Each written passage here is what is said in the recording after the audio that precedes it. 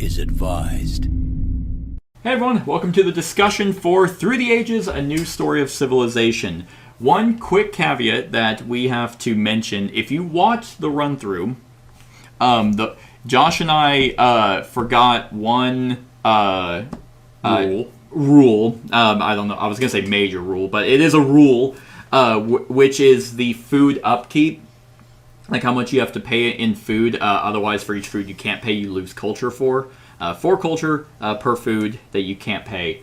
We, for some reason, attributed the level of happiness was you didn't have to pay. It's just like, hey, you guys are so happy, you don't have to. You're not starving. You don't need to eat. So the final scores in the run-through are higher than what they would be. But honestly, by the end of the game anyway, like we had so much extra food that we would have been able to pay that upkeep. Oh, yeah. So it really only hurts you in the early game anyway, but just want to throw that out because I know I'm going to fucking hear about it. Anyway, this is a game that has been out for quite some time. This expansion took forever to come out, and it really just rebalanced the game and just added a few, literally just new leaders and wonders. This is a game that we've done on the channel before, but it's in 3 parts. I hate doing that for one game if it's not a campaign. And it was 4 players, and it was just a miserable experience. But Josh, what do you think? What did you think? I mean, I like the game. Yep. As a what's it called? A 4X game, exploration. Oh yeah, expand, exploit, and exterminate. I don't think remember the what 4X. I know it's called a 4X game. As a board game version of that, this does a pretty decent job of executing what like Sid Meier's Civilization does. Mm-hmm. It's a little more tedious because all the cube management, and I do apologize for not commentating a whole lot during our playthrough. I was thinking very hard. Yeah, this is a hard one to do a run through for because it takes a lot of thought process. There's not a whole. I mean, there's not really a lot of banter when you're playing actual Civ. No, yeah, like it's a lot of. I mean, because there's a lot of turns where you do nothing. You just click. Yep. And it's like, You're next just turn. I'm waiting 4 turns before that wonder's done.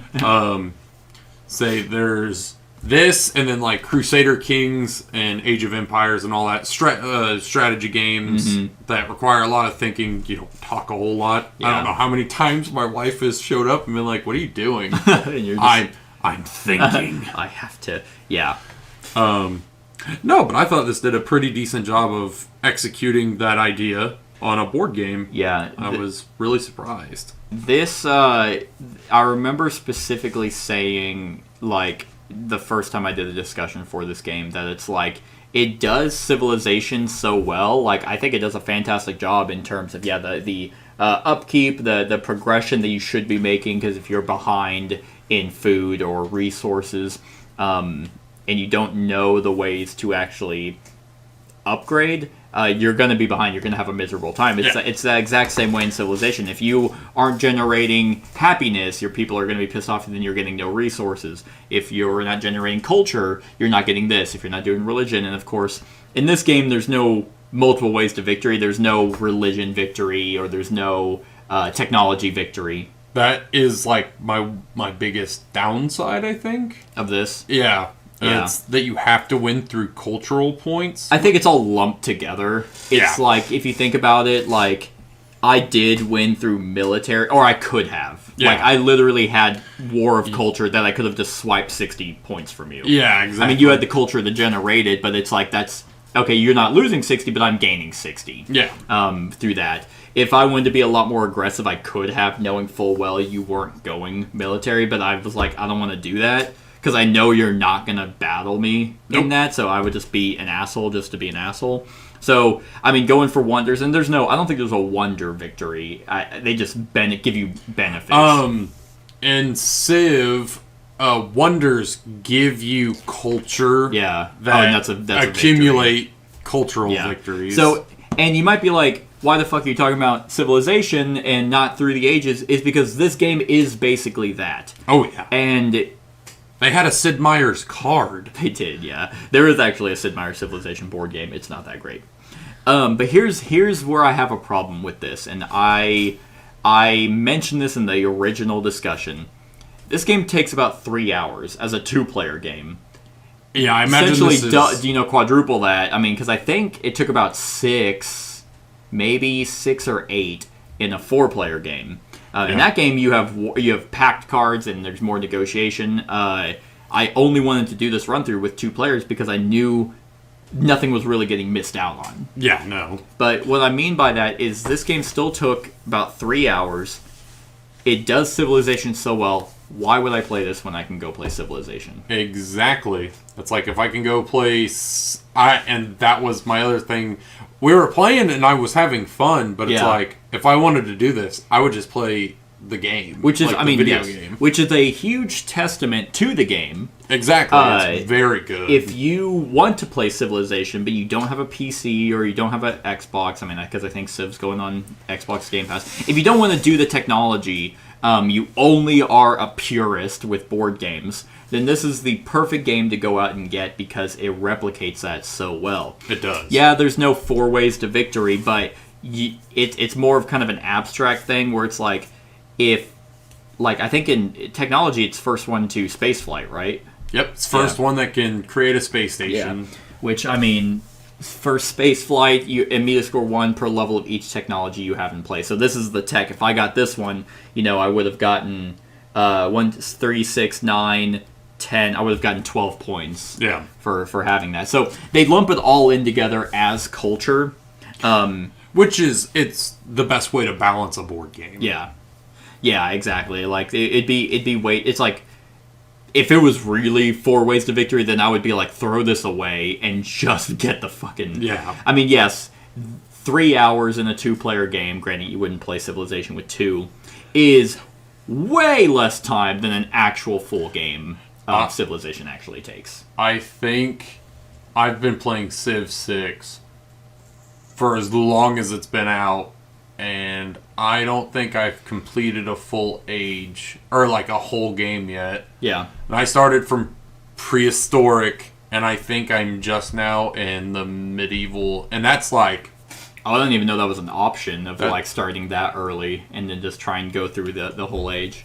But with like Dark Ages or whatever, cavemen. And with this, and I always kind of had a weird disconnect. I mean, maybe that's just kind of the nice aspect of Civilization is whenever you look at the military, it's like your whole civilization doesn't progress. In this game, it does that as well. It's like I have an ocean liner, Hollywood, Transcontinental Railroad, but yet my warriors still use spears. Yeah. Like, it is a weird kind of thematic. It's like, yeah, we do selective breeding, we have oil, but we still do alchemy. Like, we didn't go up into the computers or scientific method. It was always kind of a weird thing that your civilization doesn't all upgrade to modern times. Yeah. I guess that could be kind of the fun of the game, though, is like, this is how my civilization kind of panned out. Yeah. And I mean, I like it. You had so many wonders from across different areas of the world. Whenever, because I just grabbed the 2, and then whenever I think it was Michelangelo, and he was like, hey, you don't have to pay extra actions to get a wonder. I was like, oh, that's what I'm doing, and then he gave me a shit ton more culture. Granted, that was only for that age, and I like that. I liked about this game how the ages you gain benefits through that. If like if there was an age 4 and Charlie, or maybe an age 5, Charlie Chaplin would go away, you wouldn't have as much culture points by the end of it. Yeah, I believe in like. Because the only comparison we really have is the Civilization video game.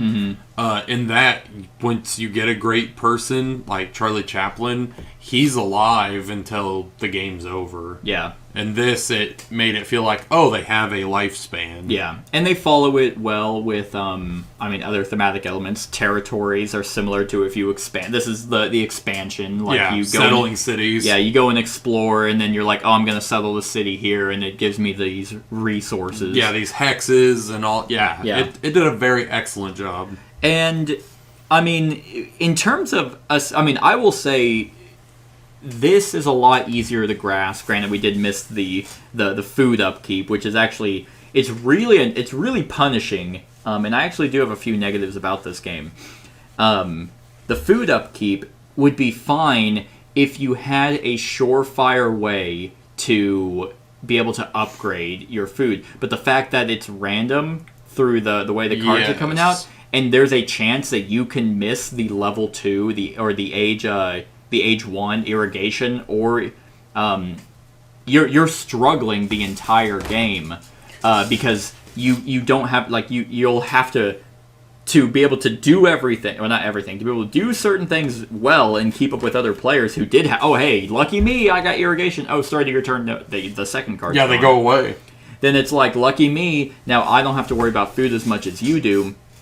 And so you're sitting there putting all these workers just so you can produce, like, 5. Yeah. But that means that you have 5 workers down, and then you just kind of have to then start delegating more a little bit. So I get that thematically, yes, you haven't figured out how to produce food better to accommodate for the population.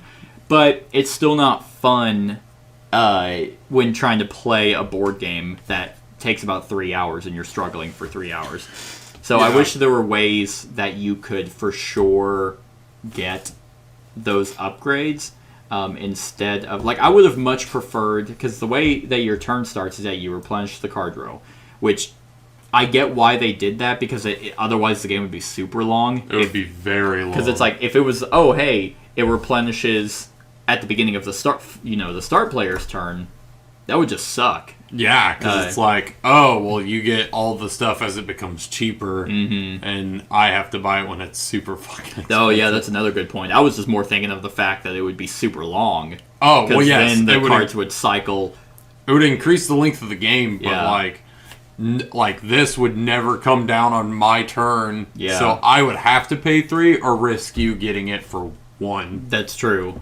Yeah, so it's kind of frustrating when there are, the way that the cards come out is more of just like, well, I could have really used that, but even though you didn't get it, I can't get it because it's getting cycled out. Yeah. And that could be a little bit frustrating. The other thing about the game that I think is what I was saying was this game is still kind of easier to grasp because Civilization has such a steep learning curve. Oh yeah. It's even one of those games that if you're playing with people who even know a little bit more than you do, you're gonna be sitting there looking. Yeah, you're gonna be like, why don't I? Well, like, why am I not gaining any science? Like, I don't understand. I bought this technology that says I gain science. Oh, it's because of these 4 things you didn't take into consideration. Here, it's all very straightforward. Like, oh, I have philosophy. I have a cube on it. I get 1 science. I'm going to put another cube on it. I get 2 science. The iconography also real easy. It's like, obviously, this is a stone. That's what you use to build stuff. Yeah. It's all just resources and food, which food literally does nothing except pay for more workers and keep them happy. The aspect of what can also be a little bit frustrating, which is kind of random, is the military cards. Like, literally, like, once again, you got 3 of that card. War of Culture. Right there. Yep. You had 3 of them. Literally all right there. It takes 5 plus. But, I mean, this wouldn't be as bad. I had War over Culture also. It wouldn't have been as bad had you actually kept a military. And we even talked about that, I think, at the beginning. It's just like, if you don't... It's like, I never try to win through military anyway. I think that's just boring. But still, you'll lose otherwise. So you kind of have to have some military. Say, when I play Civ, I have played Civ as every Civilization just to see which one I like the most. Mm-hmm. And the military ones, it feels like you have to play them as military, otherwise it doesn't feel like it's achievable to win. Yeah. Actually, that's a good. Keep going, but I do have a question for you. And this does a good job since everything's based around culture. Even warfare is a part of your culture in this, and it generates points. You could be whatever kind of leader you really wanted. Like, I was a democracy there at the end, going from despot to despotism to theocracy, and to constitutional monarchy, then democracy. So Yeah. like, it's very nice. But you also don't get like how would you say that? The nationality bonus or I don't want to say racial bonus. It's like the civilization bonus. Yeah. Like Japan gets samurai and extra combats. Oh yeah. China has advancements in technology faster, Yeah. or There is nothing unique about who you Yeah. are. That was actually my question. Was in lieu of that, they just had a bunch of leaders, but you Yes. could only ever have one leader per age, and that was kind of, I think, their workaround. Yeah. Was you're not handed a civilization and be like, okay, you're Alexander the Great. You have to play military. Otherwise, if you try to go wonders, You then weren't Mahatma Gandhi, and you didn't nuke everyone. you didn't nuke everyone. Yeah, exactly. And so that was kind of my question. I almost would prefer. I personally like looking through all the civilizations and being like, So do I. oh, who do I want to play as, and what are they specialized in. But I think that takes a lot more balancing to try definitely and do, does. because there are definitely civilizations in the game that are absolutely broken. And here, I feel like, yeah, okay, you have, these 6 total leaders for each age. You only get to pick one of them, so you're gonna pick the one that benefits your strategy the most. The way that you play. Yeah, like I went wonders with I already forgot his name, Michelangelo, and he's just like, oh yep, build wonders. And it's like, okay, Yeah. I will do that and see how that works out for me. Just like I swapped really fast Charlie Chaplin from Newton. Isaac Newton, yeah. Yeah, because you went. It's interesting. I do like that. Everyone starts out the same. The game everyone plays relatively similar, but it does quickly Spread out. Yeah, it does diversify. I didn't get theaters till the very end, so I was actually kind of more military, even though I never attacked you. I had ways. I mean, because I had aggression cards in my hand, like this one, armed intervention, take up to 7 culture from your rival. But for those, if I attack you, it was kind of like you always were drawing a lot of military cards, and that's where you could play bonuses to try and be like. And I wasn't that high up there, so it was never worth it to try and fight you. But it was really more. I had military through my transcontinental railroad, cartography, strategy, and satellites, and then I had one for bread and circuses. And I was really kind of going. I think I went more kind of exploration, was territories and having the military might to be able to do stuff You're like the that. Spanish Inquisition. Pretty much, yeah, is how I went, which is still fun. So I do like this game, but it still comes down to I would just rather play Civ on my PC. Absolutely. Just like the way I started was how I usually start in Civ. I try and focus heavily on science and like get as many technologies, which they didn't come up as often as I thought they would. Yeah. I took them all. Yeah, you took them. But I focus on science, which science helped with the government and the buildings. Oh yeah. And then I flipped like I usually do in Civ, and I go heavy into culture because at this point I'm usually the most advanced, so I can focus on making people happy. Right. The other thing that is in the game that goes to military, which once again neither of us did for the run through, are the tactics, and those can become just incredibly gross. Like if I absolutely wanted to, I'm pretty sure I could have, like.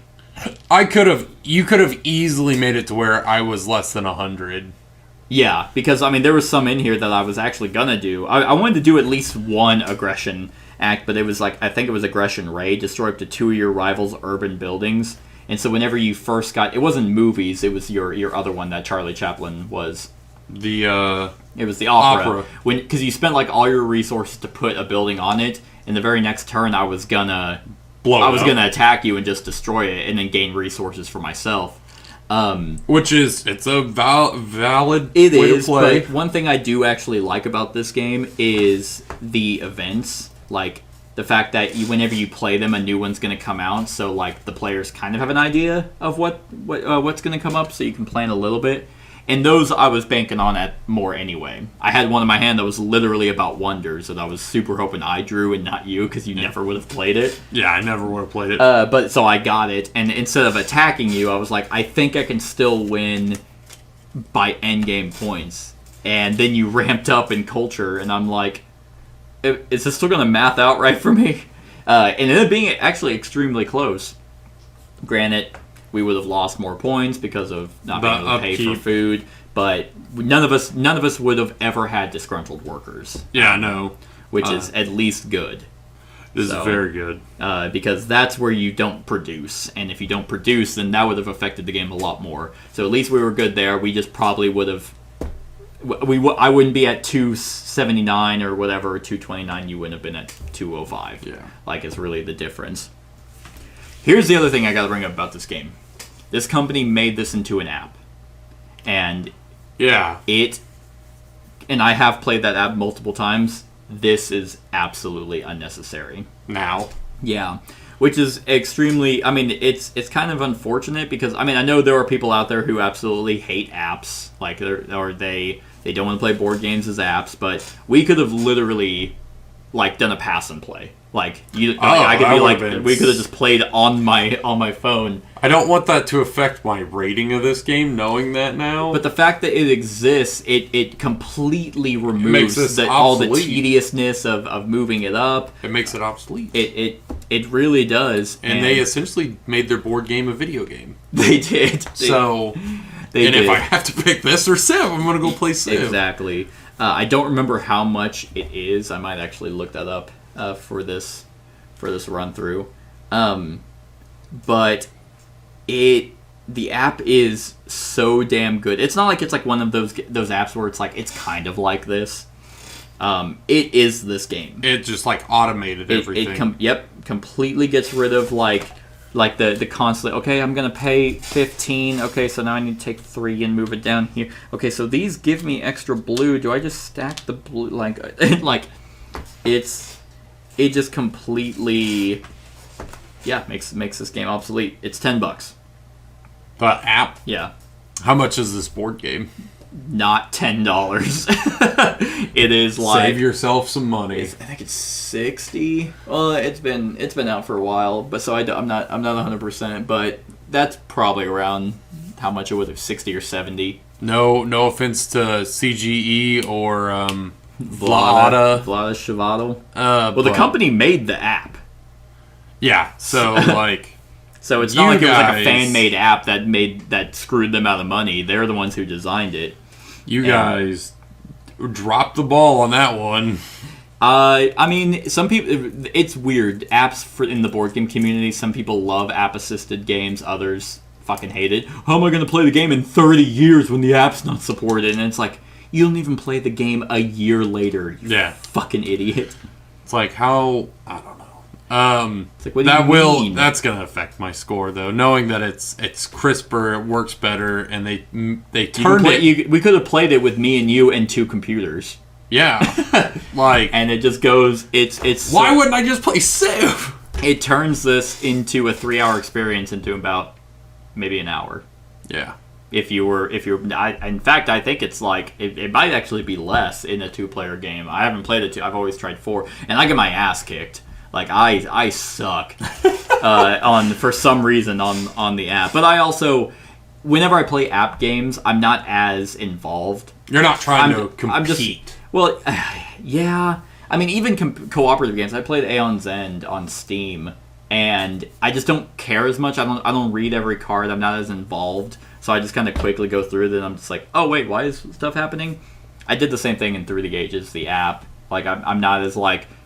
looking through my hand of cards, strategizing for turns ahead, but there are people who do that, and $10 versus 60 plus if you get the rebalanced expansion, then yeah, I mean, this game's not needed. You don't need to own it if you have a phone or an iPad. or Steam. Like, And at but this then, point, at that point, get it as the app. If you get it on Steam, then might as well just pay for Civilization. yeah, no, Because yeah, they're pretty close. It's a double-edged sword. This does such a fantastic job at being a Civilization game. However, it's so close to an actual already well-established video game that it's like, I'd rather just play that. Yeah. Because there are more options. That's disheartening. It really is.